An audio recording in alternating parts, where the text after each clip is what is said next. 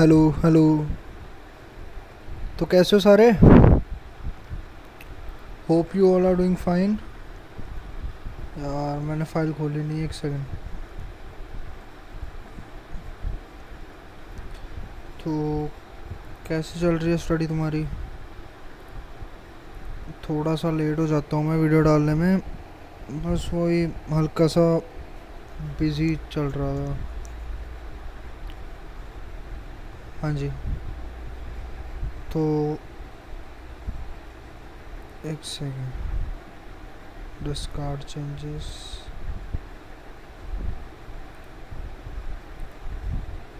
ये मेरा है।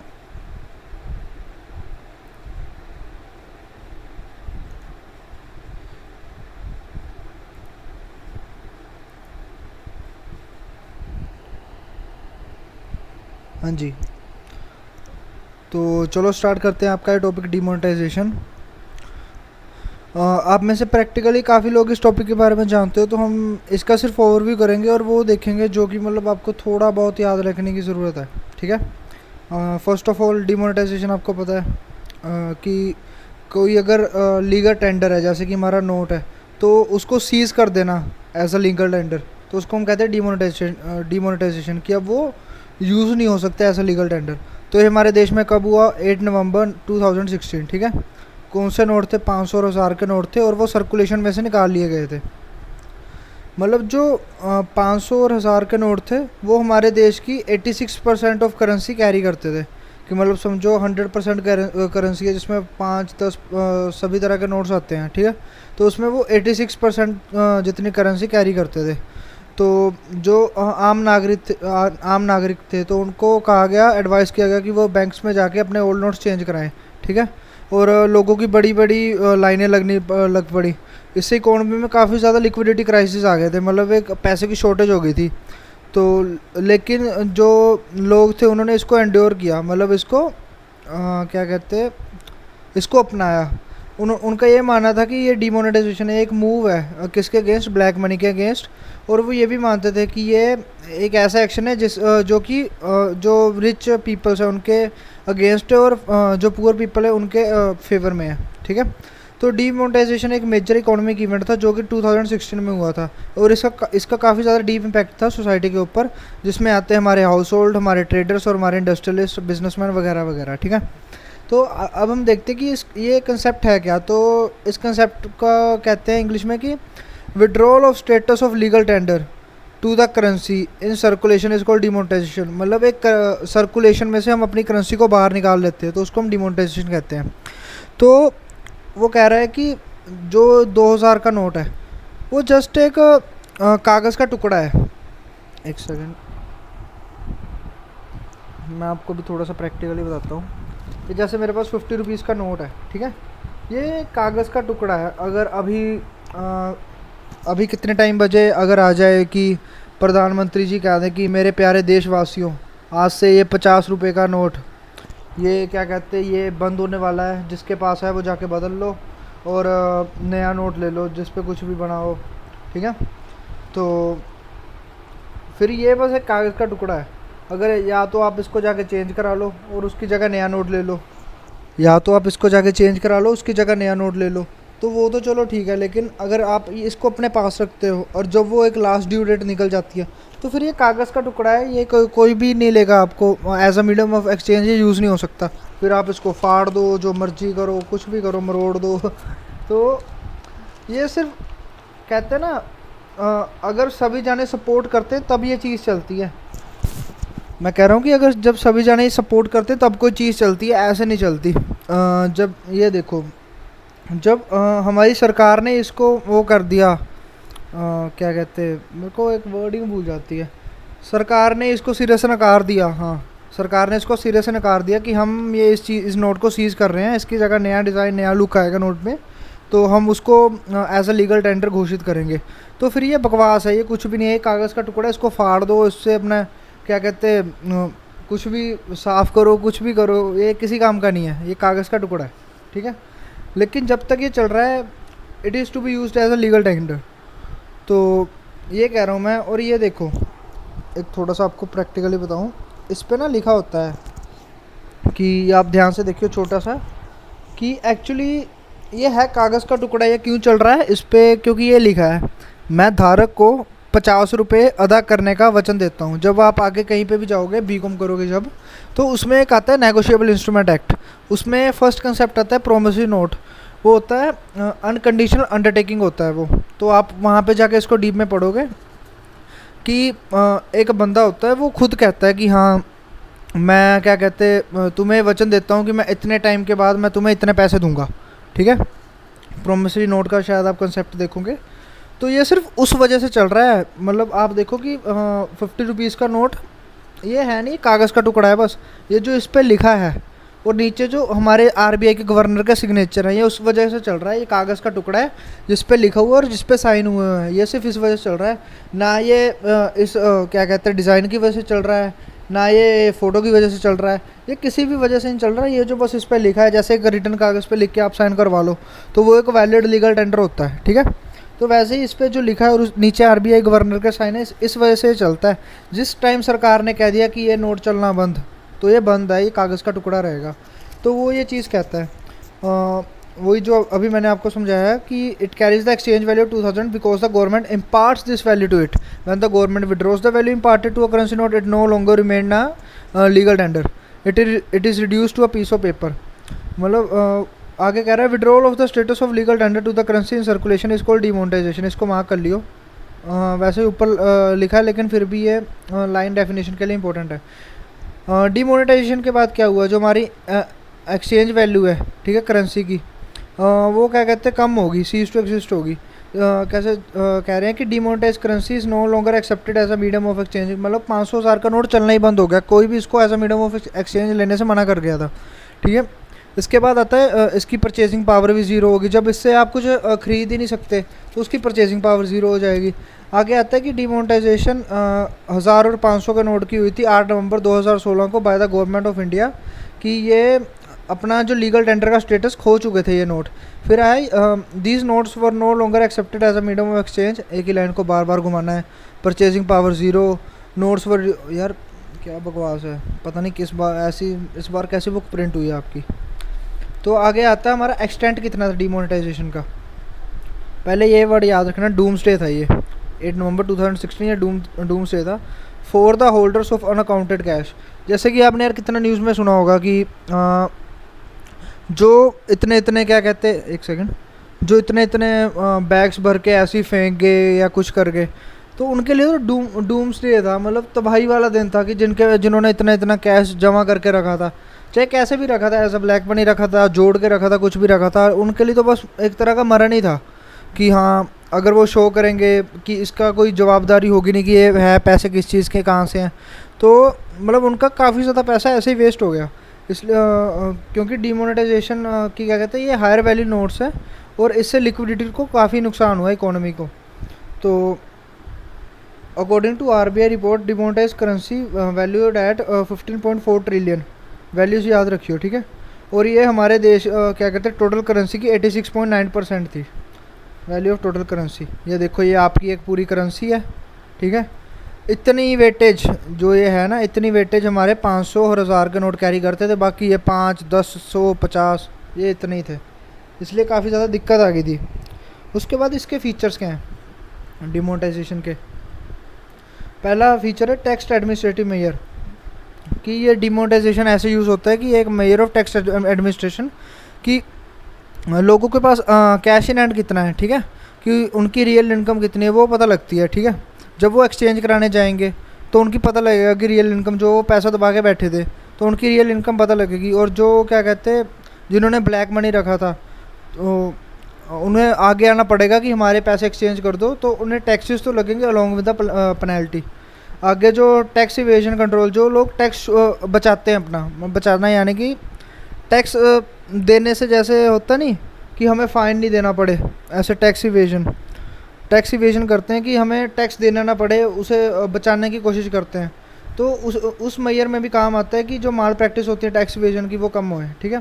फिर आगे आते हैं channelising savings into formal financial system. देखो अगर ये 50 रुपये का नोट है, ठीक है, ये मेरी जेब में पड़ा रहे, मैं इसको खर्चूँ ना, ठीक है। मैं कह रहा था जैसे ये 50 रुपये का नोट है इसको मैं खर्चूँ ना, ये मेरी जेब में पड़ा रहे, तो ये रद्दी है यार। ये हमारे देश के, हमारे सरकार के, हमारे किसी काम नहीं आने वाला। मेरे को पता है आप कहोगे कि 50 रुपये के वैसे भी आएगा क्या, लेकिन आप सोच के देखो कि कितना, अगर आप सारे देश की मतलब आप ऐसे लगा लो कि हर एक ने अपने 50-50 रुपये भी सेव किए, तो 50 × 136 करोड़ कर लियो। तो मैं, मेरे कहने का मतलब ये है कि अगर मैं इसको ना खर्चूँ, अगर मैं इसका एक्सपेंडिचर ना करूँ, तो ये एक तरह से हमारी जो सर्कुलर फ्लो ऑफ इनकम है उसमें से बाहर आ जाते हैं। और ऐसी चीज़ों से हमें इन्फ्लेशन और डिफ्लेशन जैसी मुसीबतें आती हैं कि जब बंदा मतलब पैसे दबा के रख ले, मतलब छुपा के रख ले, उसको सर्कुलेशन में यूज़ नहीं कर रहा। सर्कुलेशन में यूज़ यानी कि उसको बैंक में डिपॉजिट नहीं करा रहा, उसको क्या कहते, अब मैं कैसे बताऊँ, उसको बैंक में डिपॉजिट नहीं करा रहा, उसको खर्च नहीं कर रहा, वो मतलब सर्कुलर फ्लो ऑफ इनकम है जो आप इकोनॉमिक्स में पढ़ोगे, उसमें से पैसे बाहर आ जाते हैं, लीकेज हो जाती है उसमें से, जिससे काफ़ी ज़्यादा डिफ्लेशन वाली सिचुएशन आ जाती है। फिर क्या कहते हैं, जो आरबीआई है उसको और नए नोट वो करने पड़ते हैं, इशू करने पड़ते हैं, और जब ये पैसे निकलते हैं प्लस नए नोट्स, तो एकदम से फिर इन्फ्लेशन वाली सिचुएशन आ जाती है। तो फिर ये काफ़ी ज़्यादा हमारी इकोनॉमी को इम्बैलेंस कर देता है ये चीज़ें सारी। इसलिए channelising savings into formal financial system, जैसे अभी डीमोनेटाइजेशन हुआ, सभी बैंक के पास भागे कि क्या कहते हैं हमारा वो करो, हमें नए नोट दो, नए नोट दो। ऐसे क्या हुआ, जो अंदर दबा हुआ पैसा था, आप ब्लैक मनी के फॉर्म में को, आप सेविंग्स के फॉर्म में को, जैसे भी को, वो बैंक के पास आया। देखो अगर पैसा हमारे पास है ना तो वो किसी काम का नहीं है, लेकिन अगर किसी फाइनेंशियल इंस्टीट्यूशन, किसी बैंक या किसी भी नॉन बैंकिंग फाइनेंशियल इंस्टीट्यूशन, कोई भी इंस्टीट्यूशन है उसके पास है, वो आगे उसके लोन प्रोवाइड करती है। जैसे आप, एक प्रोसीजर चलता है, देखो मैंने अपना पैसा बैंक में जमा करवाया, ठीक है, आगे आप बैंकिंग में पढ़ा होगा आपने CRR SLR, वो अभी इशू नहीं है, उन्होंने आप ये समझो उन्होंने आगे एज अ लोन दिया। तो जो बिजनेसमैन या इंडस्ट्रियलिस्ट है उन्होंने उस पैसे का अच्छे से यूज़ किया, जिससे हमारी इकोनॉमी की डेवलपमेंट हुई। तो ये सारा इनडायरेक्टली और डायरेक्टली कह लो आप, एक चीज़ से रिलेट करता है ये पूरा सर्कल। हम जमा करवाएंगे, वो आगे लोन प्रोवाइड करेंगे इंडस्ट्रियलिस्ट और बिजनेसमैन को, फिर वो आगे किसी अपने बिजनेस में यूज़ करेंगे जिससे उन्हें प्रॉफिट होगा, और ऐसे ही हमारे क्या कहते हैं इकोनॉमी की डेवलपमेंट होगी, हमारे कंट्री की डेवलपमेंट होगी। जबकि ये पैसा मेरी जेब में पड़ा कुछ नहीं कर रहा। तो ये कह रहा है कि ये चैनलाइज करता है सेविंग्स को into the formal financial system है। Demonetization facilitates in channelizing savings of the people into formal financial system.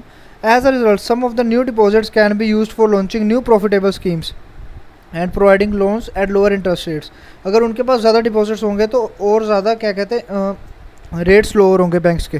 Creating less cash economy, इनका मतलब है कि मतलब आरबीआई को जहाँ पे नोट इशू वगैरह ये ऐसे करने पड़ते हैं ना, तो वहाँ पे थोड़ी सी दिक्कत आ जाती है। मतलब फ़ॉरेन एक्सचेंज रेट में थोड़ा सा इशू हो जाता है, जहाँ पे नोट ज़्यादा वो कर दो। अब थोड़ी सी ना एक्चुअली इकोनॉमिक्स है इसमें, बस अब थोड़ा थोड़ा समझना कि अगर आरबीआई को ज़्यादा नोट या कम नोट ऐसे करने पड़ जाए तो इन्फ्लेशन डिफ्लेशन की तो सिचुएशन आती है। साथ ही में हमारा जो रुपया है, रुपया उसका ना वैल्यू भी, परचेजिंग पावर कह लो या उसकी वैल्यू कह लो, कम ज़्यादा होती है as compare to foreign exchange. इसलिए आरबीआई और गवर्नमेंट का मेन पर्पस यही होता है कि हम ना कैसे भी करके थोड़ा सा हम कैशलेस इकोनॉमी में जाएँ, थोड़ा सा नहीं काफ़ी ज़्यादा हम कैशलेस इकोनॉमी में जाएँ, जहाँ पे हमें कैश की ज़रूरत ना करनी पड़े, आरबीआई को बार बार नए नोट्स इशू या अपने पास ना लेने पड़े, जिससे क्या कहते हैं उनका भी थोड़ा सा काम आसान है और फ़ायदेमंद है हमारा भी। इसलिए वो कह रहा है कि demonetization help in affecting understanding in people for channelizing more savings through formal financial system, ऊपर वाले, and hence improving more chances of less cash economy. Consequently, despite the limitations, non-availability of cell phones, point of sale machines, POS machines, internet connectivity, of digitalization transaction, it helps in introducing formal economy. आगे impact क्या पड़ा, ठीक है, जो interest rate थे, पहले cash transaction में decline आया, ठीक है, बैंक के डिपॉजिट बढ़े, सभी ने क्या कहते हैं वो दिया, इंक्रीज इन फाइनेंशियल सेविंग्स।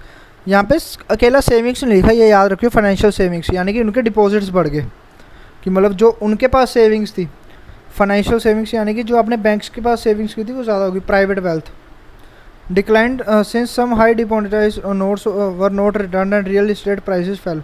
मतलब जो प्राइवेट वेल्थ थी, जो आप कह लो कि जो प्राइवेट कंपनीज थी या ऐसा कुछ था, तो यार ये 500,000 की सबसे हाईएस्ट करेंसी कैरी करता था ये, तो कईयों के नोट्स वापस नहीं हुए या कईयों के ब्लैक मनी के उसमें फंस गए। मतलब काफ़ी ज़्यादा आप देखो तो सही कितना ज़्यादा ब्लैक मनी निकला था उस टाइम पे। इसलिए क्या कहते हैं रियल एस्टेट के प्राइस भी गिरे और काफ़ी ज़्यादा लिक्विडिटी क्राइसिस भी आए। पब्लिक सेक्टर वेल्थ उसमें तो कई फ़र्क आएगा क्योंकि सरकार ने खुद काम किया था ये।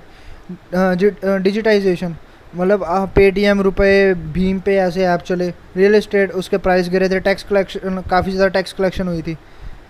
अब हमारा जो आ रहा है टॉपिक वो आ रहा है इकोनॉमिक रिफॉर्म सिंस 1991। ये काफ़ी ज़्यादा इंपॉर्टेंट टॉपिक है, इसको मार्क कर लियो। और आगे आपको ज़िंदगी में कहीं पे भी पूछा जाए कि इकोनॉमिक रिफॉर्म्स मतलब गवर्नमेंट ने न्यू इकोनॉमिक रिफॉर्म पॉलिसी कब लाई थी, 1991, 1991, 1991, 1991, 1991, 1991, 1991, 1991, 1991, 1991, ठीक है, इसको हाईलाइट कर लो।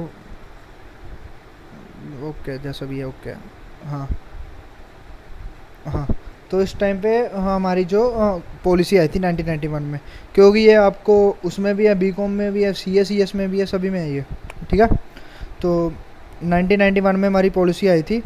वो कह रहा है कि जो प्रोसेस था इकोनॉमिक रिफॉर्म्स का वो गवर्नमेंट ने स्टार्ट किया 1991 for taking country out of economic difficulty. मतलब जैसे आप कह लो कि हमारी इकोनॉमी पूरी जकड़ी हुई थी, ऐसे पूरी जकड़ी हुई थी, एक अच्छे से जकड़ी हुई थी इकोनॉमी। मतलब हर जगह रिस्ट्रिक्शन थी, हर जगह रिस्ट्रिक्शन थी। कोई काम करोगे आप, ये आप रिस्ट्रिक्शन लग गई, कोई काम करोगे ये रिस्ट्रिक्शन लग गई। तो डेवलपमेंट कैसे होगी अगर आप टैक्स पे भी टैक्स ले रहे हो या कुछ भी कर रहे हो, छोटा मोटा काम भी नहीं कर रहे दे रहे हो, तो फिर वैसे काम तो चलने वाला नहीं है। तो काफ़ी ज़्यादा रिस्ट्रिक्शन थी। उस रिस्ट्रिक्शन को हटाने के लिए हम हमारे इकोनॉमिक्स रिफॉर्म्स लेके आए 1991 में। इसमें क्या इंक्लूड था, इसमें था लिबरलाइजेशन, इसमें था प्राइवेटाइजेशन, इसमें था ग्लोबलाइजेशन। ये तीनों चीज़ें थी, liberalization, privatization, globalization, liberalization, privatization, globalization, ये तीनों चीज़ें थी। लिबरलाइजेशन क्या होता है, ये ना एक्चुअली लाइन तो सिंपली आप समझ जाओगे, लेकिन जो ये राइटिंग है इसको वैसे ही एज इट इज़ याद करना है, सिर्फ एक लाइन को, बाकी तो चलो समझ आ ही जाएगा आपको, उसको जैसे मर्जी लिखो। मेनली याद रखा करो यार, जो डेफिनेशन है या उसको एक्सप्लेन करने वाली चीज़ होती है ना, उसको एज इट इज़ उसी फॉर्म में लिखा करो, उससे ज़्यादा इम्पैक्ट पड़ता है अंदर, मतलब ऐसे ही जबलियाँ सी मारने से अच्छा। तो लिबरलाइजेशन क्या होता है, लिबरलाइजेशन में क्या था, पहले तो जो उन्होंने लिखा मैं वो बता दूँ। लिबरलाइजेशन था कि जो हमारी इकोनॉमी थी उसको पूरा झाड़ा, उसको अनशैकल किया फ्रॉम द ब्यूरोक्रेटिक कोबवेब, जो उस पर जाले लगे थे, और उसको मोर कॉम्पिटिटिव बनाया, उसको झाड़ा। चाहे इसका एग्जैक्ट मीनिंग ना हो लेकिन आपको याद रहे, समझो एक चीज़ पे जाले से लगे, आप उसको झाड़ोगे ना कि उतर उतर जाले उतर, तो हमारी इकोनॉमी को ना मतलब ऐसे जालों ने जकड़ रखा था अच्छे से, तो उसको झाड़ा गया और उसको और ज़्यादा कॉम्पिटिटिव बनाया गया। अब मैं आपको बताता हूँ कि हमारी इकोनॉमी थी, उस पर काफ़ी ज़्यादा ट्रेड रिस्ट्रिक्शन थे। आप बाहर का बंदा हम पे इन्वेस्ट नहीं कर सकता, बाहर का बंदा यहाँ पे शेयर नहीं खरीद सकता, बाहर का बंदा यहाँ पे कुछ नहीं कर सकता। हमारी इवन खुद की इंडस्ट्रीज़ यहाँ पे उसको 100 तरह के लाइसेंस लेने पड़ते थे, 100 तरह के कागज़ लगते थे, टैक्स पे टैक्स था, टैक्स पे टैक्स देना पड़ता था उनको। खुद को कितना मतलब क्या कहते हैं, लॉन्ग स्केल प्रोडक्शन करनी, शॉर्ट स्केल प्रोडक्शन, वो भी उनकी चॉइस नहीं थी खुद की। तो इतने ज़्यादा रिस्ट्रिक्शन थे। अब कोई आप सोचो, आप काम करने जा रहे हो बाहर, आप पे 100 तरह रिस्ट्रिक्शन लगाएं कि आप ऐसा नहीं ऐसा काम करो, ऐसा नहीं ऐसा काम करो, ऐसा नहीं ऐसे करो। आप कहोगे यार क्या दिक्कत है, हमने करना है, उसमें भी आपको दिक्कत है। तो वो इसमें कह रहा है कि काफ़ी तरह के रिस्ट्रिक्शन लगाए गए, जैसे to do away with the necessity of having a license for most of the industries, कि मतलब जो लाइसेंस की ज़रूरत पड़ती थी वो कम की गई। हम अपना इंडस्ट्री का स्केल खुद डिटरमाइन कर सकते हैं, या कोई भी बिजनेस एक्टिविटी का। रिस्ट्रिक्शन हटाएंगी movement of goods and services में से, कि अगर एक जगह से दूसरी जगह गुड्स जा रहे हैं या सर्विसेज हम प्रोड्यूस कर रहे हैं तो उसमें रिस्ट्रिक्शन ना हो। हम अपना प्राइस खुद डिसाइड कर सकते थे, टैक्स रेट गिरे, अननेसेसरी कंट्रोल हटा इकोनॉमी से, इंपोर्ट और एक्सपोर्ट का प्रोसीजर आसान हुआ, और क्या कहते हैं आसान किया हमने process foreign capital and technology का, बाहर से कोई हम कैपिटल मंगा रहे हैं या टेक्नोलॉजी मंगा रहे हैं। आगे आ रहा है प्राइवेटाइजेशन। प्राइवेटाइजेशन का मतलब है अभी गवर्नमेंट ने बेच दी, गवर्नमेंट ने अपनी इन्वेस्टमेंट बेच दी, कि गवर्नमेंट के पास कोई भी समझो वो है, कोई भी उसकी पब्लिक एसेट है उसके पास। पब्लिक एसेट आप देख लो, इलेक्ट्रिसिटी बोर्ड पब्लिक एसेट है, रेलवेज, तो वो उसको प्राइवेटाइज कर दे, ठीक है। प्राइवेटाइजेशन वो एक इकोनॉमिक प्रोसेस है जिससे आप क्या कहते हैं पब्लिक सेक्टर अंडरटेकिंग्स को या तो पार्शली या तो पूरा प्राइवेट सेक्टर ओनरशिप में क्या कहते हैं ले आते हो, ठीक है। इसको आप क्या कहते हैं कहो तो ये नई एंटरप्राइज है, क्या कहते हैं एस्टेब्लिश करना नई एंटरप्राइज को पब्लिक सेक्टर की जगह प्राइवेटाइज सेक्टर में। ये भी प्राइवेटाइजेशन में आता है कि अगर आप सोच रहे हो कि आप पब्लिक सेक्टर में वो करना था, एंटरप्राइज को एस्टेब्लिश करना था, लेकिन आप पब्लिक सेक्टर को छोड़ के प्राइवेट सेक्टर में करने वाले हो, तो फिर उसको भी प्राइवेटाइजेशन कहते हैं। इसी को ही नहीं, अगर किसी पब्लिक सेक्टर की क्या कहते हैं किसी जॉब ऑफ प्रोडक्शन को या किसी चीज़ को आप ट्रांसफ़र करते हो क्या कहते हैं प्राइवेट सेक्टर में, वो भी प्राइवेटाइजेशन है। इसके क्या है चीफ रोल्स क्या है कि ये पब्लिक सेक्टर का रोल कम करता है, प्राइवेट सेक्टर का रोल बढ़ाता है, ठीक है। जो फिजिकल बर्डन है गवर्नमेंट का वो कम होता है, मतलब जो घाटा बढ़ता रहता है गवर्नमेंट को किसी पब्लिक सेक्टर अंडरटेकिंग में वो कम होगा, फिर उसको टेंशन लेने की ज़रूरत नहीं है। जो मशीनरी है गवर्नमेंट की वो कम होगी, ठीक है। इकोनॉमिक डेवलपमेंट प्रोसेस बढ़ेगा। अब आप कहोगे कैसे बढ़ेगा, अगर आप कुछ चीज़ों को छोड़ के बाकी जैसे कुछ पब्लिक सेक्टर की चीज़ों को छोड़ के बाकी देखो तो आपको लग रहा है वो इकोनॉमिक डेवलपमेंट में हेल्प कर रही है, मतलब एज़ कम्पेयर टू प्राइवेट। मतलब इसमें तो क्या ही बताना है यार, जैसे आप कोई प्राइवेट जगह चल जाओ, आप कोई सरकारी दफ्तर चल जाओ, फ़र्क पता लगेगा आपको खुद ही, ठीक है। पैसे देने पड़ते हैं लेकिन फ़र्क तो पता लगता है आपको। मैनेजमेंट ठीक की इंटरप्राइजेस की, गवर्नमेंट की ट्रेजरी में बढ़ावा आया। अब ये आप कहेंगे कि उसने तो बेचा, उसकी ट्रेजरी में बढ़ावा कैसे है? भाई पैसे आए उसे, मैं कोई चीज़ बेचूंगा मैं कोई चीज़ बेचूंगा, मेरे को पैसे आएंगे तो उसकी ट्रेजरी बढ़ गई, ठीक है।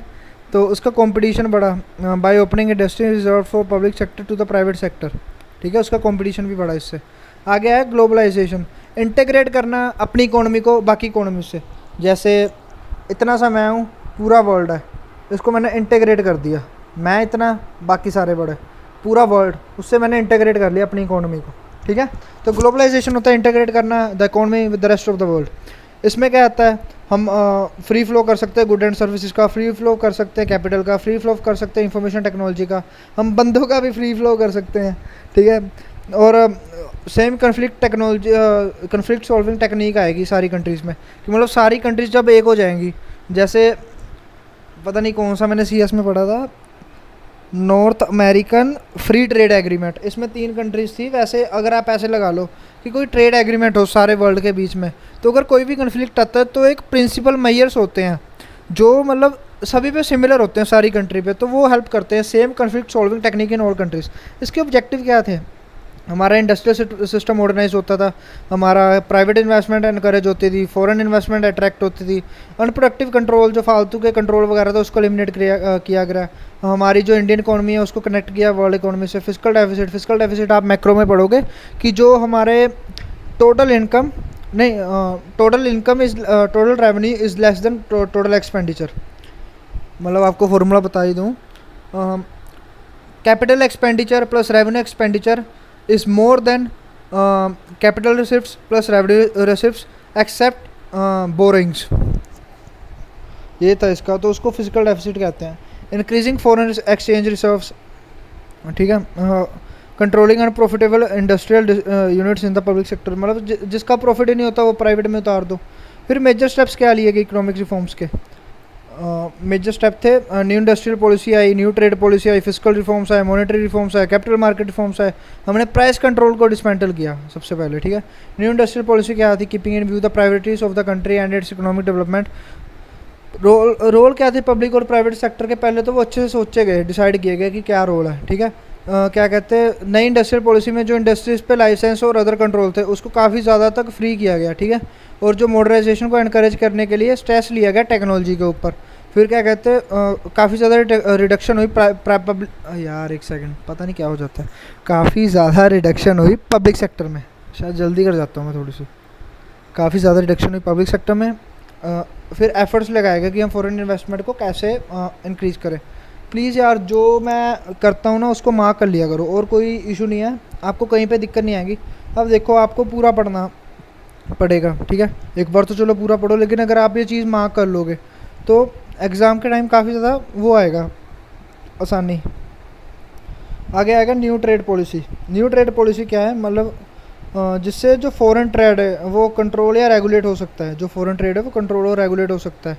मतलब लिबरलाइजेशन की वजह से जो ट्रेड पॉलिसी है उसमें ट्रेमेंडस चेंजेस आए, trade policy has undergone ट्रेमेंडस changes, जो कि स्पेशली फॉरेन ट्रेड है वो काफ़ी ज़्यादा फ्री किया गया अननेसेसरी कंट्रोल से, और जो पुराने रिस्ट्रिक्शन थे उसको एलिमिनेट किया गया एक ही बार में at one go. Physical reforms क्या थे? The policy of government connected with the income and expenditure is called physical policy. जो हमारे ग्रेटेस्ट प्रॉब्लम है वो क्या है कि जो हमारा इंडिया का क्या कहते हैं एक्सेसिव फिजिकल डेफिसिट है, मतलब खर्चा ज़्यादा इनकम कम है। जो 18-19 में हमारा फिजिकल डेफिसिट था वो 3.3% ऑफ द जीडीपी जो हमारे आउटपुट आ रही है from the production of goods and services, उसको जीडीपी कहते हैं, ठीक है। अभी आपको बताता हूँ फिजिकल डेफिसिट क्या होता है। Means the country spending more than its income. GDP क्या is the sum total of financial value of all the produced goods and services during a year in a country. तो आगे क्या है, generally the physical deficit is calculated in the GDP percentage, जितना GDP है उसको percentage लेके हम अपना फिजिकल डेफिसिट निकालते हैं। आगे आता है मॉनेटरी रिफॉर्म्स क्या होते हैं। मॉनेटरी रिफॉर्म्स क्या है, is a sort of control policy जिससे सेंट्रल बैंक कंट्रोल करता है सप्लाई ऑफ मनी। मैक्रो में सब आएगा कि हम ऑब्जेक्टिव्स कैसे अचीव कर सकते हैं जनरल इकोनॉमिक पॉलिसी की, हम कौन सी पॉलिसी रखें। एक reforms in this policy are called monetary reforms. Monetary policy में हम रिफॉर्म डाल दें तो मॉनेटरी रिफॉर्म है। अब कैपिटल मार्केट में हम रिफॉर्म डाल देंगे तो कैपिटल मार्केट रिफॉर्म हो जाएंगे। आप देखिए, market in which securities are bought and sold is called capital market. ये रिफॉर्म अगर इनसे रिफॉर्म कनेक्ट कर दो तो कैपिटल मार्केट रिफॉर्म। वही है ना, पता नहीं, या तो इसकी कोई सेंस नहीं बनती या तो पता नहीं है ही सारी सेंस इसकी, मेरे को ये नहीं समझ आता। और उसके बाद मेरे को ये नहीं समझ आता कि काफ़ी लोग कहते हैं कि बिज़नेस काफ़ी ज़्यादा डिफ़िकल्ट है। मतलब ठीक है, कईयों को तो नहीं लगती कॉन्वेंट स्कूल मतलब हाँ, जिनको लगती है मैं उनके लिए कह रहा हूँ कि कुछ भी नहीं है, एक बार बस पढ़ने की देर है। खुद पढ़ के देखो, खुद बैठो, एक बार पढ़ने की देर है, सब कुछ आराम से होएगा। आगे आता है this market is the pivot of the economy of the country. मतलब ये सबसे ज़्यादा इंपॉर्टेंट है इकोनॉमी के लिए। इसका कैपिटल मार्केट स्ट्रॉन्ग होता है, उसकी इकोनॉमी काफ़ी ज़्यादा स्ट्रॉन्ग होती है, क्योंकि उसी में शेयर्स जो होते हैं, सिक्योरिटीज़ को शेयर्स कहते हैं, वो उसमें बॉट एंड सोल्ड होती है। गवर्नमेंट काफ़ी ज़्यादा स्टेप्स लेते हैं ताकि ये मार्केट डेवलप करे, जैसे कि कंट्रोल करने के लिए कैपिटल मार्केट को securities and exchange board of India establish हुआ। एक्चुअली हमारा मेन काम यहीं पे है, हमारा सीएस का कि ये सेबी हमारे लिए दूसरा वरदान है कि ये जो इस्टेब्लिश हुआ है ना, इस पर हमें क्या कहते हैं काफ़ी ज़्यादा वो होता है। हाँ, जो गवर्नमेंट ने इस्टेब्लिश किया कैपिटल मार्केट में SEBI, securities and exchange board of India, इससे ही हमारा काफ़ी ज़्यादा काम चलता है। उसके बाद आता है restriction in respect of interest on debentures has been lifted. Restrictions क्या कहते हैं, जो इंटरेस्ट ऑन डिबेंचर ये अकाउंट्स में आएगा वो भी लिफ्ट किए गए। तो ये डिसाइड किया कैसे होते हैं, डिमांड एंड सप्लाई की वजह से कि कितना इंटरेस्ट होगा। प्राइवेट सेक्टर को परमिट किया गया कि आप म्यूचुअल फंड एस्टेब्लिश कर सकते हो। फिर आता है डिसमेंटल की गई प्राइस कंट्रोल पॉलिसी। ये थोड़ा सा देखना कहाँ पे मार्क करता हूँ, मेरे को करना ही पड़ेगा नहीं तो मेरा फेस आएगा आगे, ठीक है। गवर्नमेंट ने काफ़ी ज़्यादा स्टेप लिए ताकि वो प्राइस कंट्रोल हटा सके काफ़ी प्रोडक्ट से। प्राइस कंट्रोल का मतलब होता है कि company will sell goods at the price determined by the government. Government ने काफ़ी ज़्यादा किया कि वो प्राइस कंट्रोल हटा सके। उसने एफर्ट किए क्या कहते हैं कि वो प्राइस कंट्रोल हटा सके in terms of fertilizer, steel and iron and petro products. Restriction on the import of this products have also been removed, कि मतलब आप इसको इंपोर्ट भी करा सकते हो, उस पर भी रिस्ट्रिक्शन हटा दिए गए। अब इसका इम्पैक्ट क्या पड़ा, ये पूरी जो पॉलिसी आई है,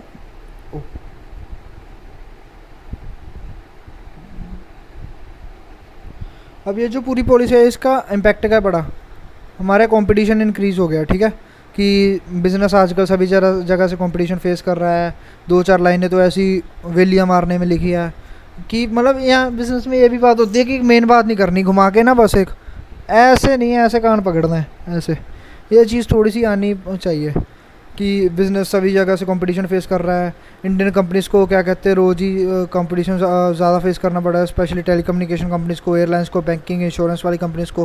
कंपटीशन क्या कहते हैं नेशनल बाउंड्रीज पे पहुंच चुका है, ये पूरी ग्लोबल शेप ले चुका है। इसलिए क्या कहते हैं इसके चीफ कंपटीटर क्या है, नई और पुरानी कंपनीज, एमएनसीज, इंपोर्ट जो हमारा होता है। तो इंक्रीज कंपटीशन ना काफ़ी ज़्यादा इफेक्ट डालता है काफ़ी कंपनीज पे। जैसे एक पॉपुलर वेस्टर्न कलर टेलीविज़न था, उसने काफ़ी ज़्यादा अपने मार्केटिंग खो दी थी क्योंकि उसका कंट्रीब्यूशन बिल्कुल भी नहीं था। मतलब बस बैठ गए थे वो प्रोडक्ट बना के, बस इतना कर लिया बहुत है। उसके बाद मोर डिमांडिंग कस्टमर्स, मतलब जैसे इकोनॉमिक रिफॉर्म्स के रिजल्ट ये निकला कि जो कस्टमर थे वो उनको भी complete information about goods and services available in the market. कि अभी आप देखो कोई चीज़ होगी जिसका आपको नहीं पता होगा, कोई चीज़ होगी, वैसे तो आपको पता ही है चीज़ कितने में कैसी होती है, मतलब इसके कैसी कैसी वैरायटीज़ हैं। तो वो तो आपको पता ही है, इसलिए काफ़ी ज़्यादा कस्टमर को आजकल नॉलेज काफ़ी होती है। इसलिए they use to purchase without an inquiry because of lack of information. पहले ऐसे होता था कि उनको पता नहीं होता था, कोई भी चंपू बना के चला जाए, लेकिन आजकल ऐसा नहीं है क्योंकि उनको इनफ इन्फॉर्मेशन है। इसलिए जो एरिया है कस्टमर की डिमांड का वो बढ़ चुका है, और वो क्या कहते हैं उन्होंने स्टार्ट कर दिया है good quality goods and services with in a reasonable amount rapidly changing. तो आगे हम स्टार्ट करते हैं मार्केट ओरिएंटेशन से। मार्केट ओरिएंटेशन कहते हैं कि दो व्यू होते हैं मार्केट के, एक प्रोडक्ट ओरिएंटेड एक मार्केट ओरिएंटेड। प्रोडक्ट ओरिएंटेड कहता है कि कहते हैं पहले गुड्स मैन्युफैक्चर करो और उसको बाद उसको बेचने जाओ, ठीक है। ये ट्रेडिशनल व्यू है, ये है ट्रेडिशनल व्यू कि पहले हम बनाएं उसको बेचो। दूसरी जगह है मार्केट ओरिएंटेड, पहले था प्रोडक्ट ओरिएंटेड फिर था मार्केट ओरिएंटेड। मार्केट ओरिएंटेड कहता था पहले कि मार्केट का सर्वे लो कि आखिर चीज़ चाहिए क्या, कैसी चीज़ चाहिए, उसके बाद प्रोडक्शन क्या करें शुरू करो। दूसरे शब्दों में क्या है कि जो पहले वाला था उसमें क्या कहते हैं कि कोई सी भी क्वालिटी होगी कस्टमर ले लेगा, कोई इशू नहीं है कि कोई सी भी क्वालिटी होगी कस्टमर एक्सेप्ट कर लेगा विलिंगली। बट अब थिंकिंग बदल गई है, अब जैसे काफ़ी ज़्यादा नॉलेज हो गई है कस्टमर को, तो बिज़नेस को अगर रहना है कंपटीशन में तो उसको देखना पड़ेगा कि डिमांड किस चीज़ की है और टेस्ट कैसा है कस्टमर का, उस हिसाब से प्रोडक्शन करनी पड़ेगी। These days the latter thought is in vogue, मतलब जो हमारा लेटर थॉट है मार्केट वाला वो फैशन में है। आगे आता है loss of budgetary support to public sector. As a result of economic reform the importance of public sector has declined, this is evident in reduction of budgetary, एक second, loss of budgetary support to the public sector. मेरा थोड़ा सा दिमाग कहीं और चला गया। Loss of as a result of economic reform the importance of public sector has declined. हाँ, जैसे हमने वो पढ़ा नहीं था इकोनॉमिक रिफॉर्म्स में प्राइवेटाइजेशन, इससे जो पब्लिक सेक्टर की इंपॉर्टेंस है काफ़ी ज़्यादा गिर गई है। ये कैसे पता लगता है कि जो हमारा बजटरी सपोर्ट है पब्लिक सेक्टर को गवर्नमेंट का वो काफ़ी ज़्यादा कम हो गया है। और these days the public sector enterprise have clearly understood, मतलब जो हमारे सरकारी दफ्तर हैं, वैसे पता नहीं ये लाइन लिखी कैसे, मैंने कहीं पे फेस नहीं की, शायद अभी जाना बंद हो गया होगा या मेरे को पता नहीं लगा होगा, लेकिन इसमें ये लिखा है कि अभी जो क्या कहते हैं प्राइवेट सेक्टर है, बस सॉरी पब्लिक सेक्टर है, रिपीट करता हूँ मैं कि जो पब्लिक सेक्टर को है पब्लिक सेक्टर एंटरप्राइजेज हैं उनको जो ना गवर्नमेंट की फंडिंग काफ़ी ज़्यादा कम हो गई है। क्यों नहीं सॉरी पब्लिक सेक्टर को ना अभी पता लग गया कि अगर उनको क्या कहते हैं लंबे समय तक जीवित रहना है तो उसको कंटिन्यूसली डेवलप करना पड़ेगा खुद को, इसलिए गवर्नमेंट की फंडिंग कंटिन्यू रहेगी कि मतलब अगर उसको जीना है तो उसको काम करना पड़ेगा इन शॉर्ट। तो इसका कंक्लूजन क्या निकला ये कि हमारे इंडियन बिजनेस को इकोनॉमिक रिफॉर्म ने काफ़ी ज़्यादा इन्फ्लुएंस किया पॉजिटिव वे में, ठीक है। काफ़ी ज़्यादा चैलेंजेस आए जो कि हमने फेस किया। इंडियन मार्केट अब कस्टमर ओरिएंटेड मार्केट है और कस्टमर फ्रेंडली टेक्निक्स यूज़ की जाती हैं और हमारे कस्टमर के साथ अच्छे रिलेशन बन सकें। आगे आया increase in competition, impact of privatisation और इंडस्ट्रियल बिजनेस इन इंडिया। वैसे ना दोनों का मीनिंग सेम ही है, कोई ज़्यादा वो इशू नहीं है इस चीज़ का। आगे देखो कितना रह गया ये वाला तो मेरे हिसाब से बकवास है, ये तो करने की ज़रूरत नहीं है, ठीक है। इसमें क्या है वही कंपटीशन बढ़ेगा, ठीक है। आपका पॉलिटिकल इंटरफेरेंस कम होगी, प्राइवेटाइजेशन है तो पॉलिटिकल इंटरफेरेंस वैसे नहीं होगी। रिस्पॉन्सिबिलिटी क्या कहते हैं प्राइवेटाइजेशन ये करता है कि आप यार इस पॉइंट को शॉर्ट में देखो, आप सरकारी दफ्तर जाते हो वहाँ का एम्प्लॉई आपने देखा है, आप प्राइवेट किसी कंपनी में जाते हो वहाँ का एम्प्लॉई आपने देखा है। जो फ़र्क है वो इस पॉइंट में बताया है कि जो प्राइवेटाइजेशन है वो खुद ब खुद एम्प्लॉय का लो कर देता है कि यहाँ अगर रहना है डिसिप्लिन में रहो, नहीं तो दफ़ा हो जाए यहाँ से। इन शॉर्ट इसका ये मतलब था। Efficiency, privatisation of industries in public sector has resulted in increase in their efficiency. यार मतलब वो क्या कहते हैं जितनी सारी इंडस्ट्रीज़ है वो ना now all the industries know that without affecting increase in their efficiency they would not, हाँ कि मतलब अगर वो अपनी एफिशिएंसी को नहीं बढ़ाएंगे तो वो मार्केट में नहीं रह पाएंगे, इसलिए उनको कंटिन्यूसली अपनी क्या कहते हैं एफिशिएंसी बढ़ानी होती है जिससे उनकी प्रॉफिटेबिलिटी इंक्रीज़ होती है। इंडस्ट्री का ग्रोथ रेट बढ़ा है, ठीक है, प्राइवेटाइजेशन में आने से। मतलब वही कह रहे हैं कि पब्लिक सेक्टर में पहले ग्रोथ रेट लो था, लेकिन जैसे ही वो प्राइवेट सेक्टर में आए ग्रोथ रेट बढ़ना शुरू हो गया, जिससे क्या कहते हैं इंडस्ट्रियल ग्रोथ इंक्रीज़ होगी कंट्री में। फ्रीडम इन मैनेजमेंट, पहले ना पॉलिटिकल इंटरफेरेंस बहुत होती थी पब्लिक सेक्टर में, लेकिन जैसे जब से प्राइवेटाइजेशन हुआ है उसमें जो प्रोफेशनल मैनेजर्स होते हैं, ठीक है, वो मतलब ड्राइव करते हैं पूरा जो सिनेरियो होता है कि कैसे कैसे मैनेजमेंट होगा, कैसे कैसे सारा काम होगा। इसलिए managerial response to change in environment, ये मेरे हिसाब से तो बकवास है एक नंबर का सारा। एक सेकंड, ये बस वही लिखा है चेंजेस क्या है, prominent being it means business environment undergoes continuous changes. Changes क्या है, कस्टमर के टेस्ट में चेंज आया, एटीट्यूड सप्लायर के एटीट्यूड में चेंज आया, कंपटीशन में चेंज आया, जनरल पब्लिक के एटीट्यूड में चेंज आया, पब्लिक के बिजनेस के एक्सपेक्टेशन में चेंज आया, पॉलिटिकल स्ट्रक्चर चेंज हुआ, इकोनॉमिक पॉलिसीज़ हुई, लीगल रेगुलेशंस हुए। बाकी मैनेजरियल रिस्पॉन्स क्या हुआ, एक बार मैं इंग्लिश में रीड कर देता हूँ, इसको वैसे कोई मतलब नहीं है इसका, ठीक है। It is obvious that there are compulsory changes going in business environment. The major question about the managerial response to these changes remain to be tackled.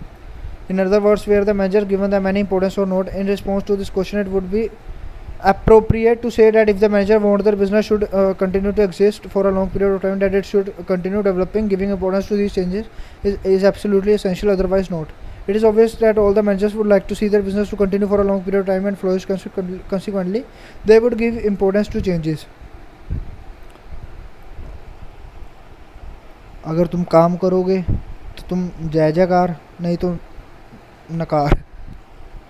Example क्या है निरमा कंपनी के, मतलब एग्जांपल दिया निरमा कंपनी का कि क्या कहते हैं, Nirma company taking advantage of popularity of it brand name launching a washing soap in the market. Encouraged by its success, the company introduced a toilet soap also in the market. The product of the company was also received well in the market. In this way, Nirma company made an environment analysis and reached a conclusion that the external environment offered some opportunities to the company. In order to take advantage of these opportunities, the company brought out above mentioned two products in the market. Here, the strategy of launching two new products in the market is the diagnosis of the environmental analysis. On the other hand, the increasing popularity of Nirma company appeared to be a danger for the rival companies. The main rival companies were the Godrej and Hindustan Lever. These companies undertook the analysis of external environment. This analysis led them to the conclusion that there was a danger from the external environment. This danger was in the form of increasing competition. Keeping in view these companies made an evaluation of their strengths and weaknesses. This company brought new product in the way of diagnosis of the environmental analysis. The government company introduced Vigil, Godrej company introduced Vigil, and Hindustan Lever brought out Breeze in the market. ये जो साबुन के नाम है, बस इसने यही बताया कि निरमा कंपनी जब एकदम से फेमस होने लग पड़ी, उसका रीज़न क्या था, वो क्या कहते हैं, उसने एनवायरनमेंट देखा, उसने दो प्रोडक्ट लॉन्च करके देखे और उसको काफ़ी ज़्यादा रिस्पांस मिला, तो उसने देखा कि जो एक्सटर्नल एनवायरनमेंट है उसको अपॉर्चुनिटीज़ वो कर रहा है, प्रोवाइड कर रहा है। लेकिन ये ना उसकी जो राइवलरी कंपनी थी, जो गोदरेज होगी, हिंदुस्तान लीवर होगी, उसके लिए काफ़ी ज़्यादा दिक्कत वाली बात थी। और ये क्यों हुई, क्योंकि उन्होंने एनवायरनमेंट एनालिसिस नहीं किया। लेकिन जब उन्होंने करना शुरू किया तो उन्होंने अपनी स्ट्रेंथ एंड वीकनेसेस देखी और देखा कि एनवायरनमेंट में कॉम्पिटिशन बढ़ रहा है, तो उन्होंने फिर अपने अपने प्रोडक्ट उस हिसाब से लॉन्च किया। तो ये था आपका चैप्टर, थर्ड यूनिट ख़त्म होगी। अब हम स्टार्ट करेंगे प्लानिंग। नेक्स्ट वीडियो प्लानिंग पे बेस्ड होगी, तो हम जल्दी से जल्दी अपना सिलेबस सारा ख़त्म कर लेंगे। बस फेथ रखियो मेरे पे, मैं सारा करा दूँगा, टेंशन ना लियो, ख्याल रखियो अपना, बाय।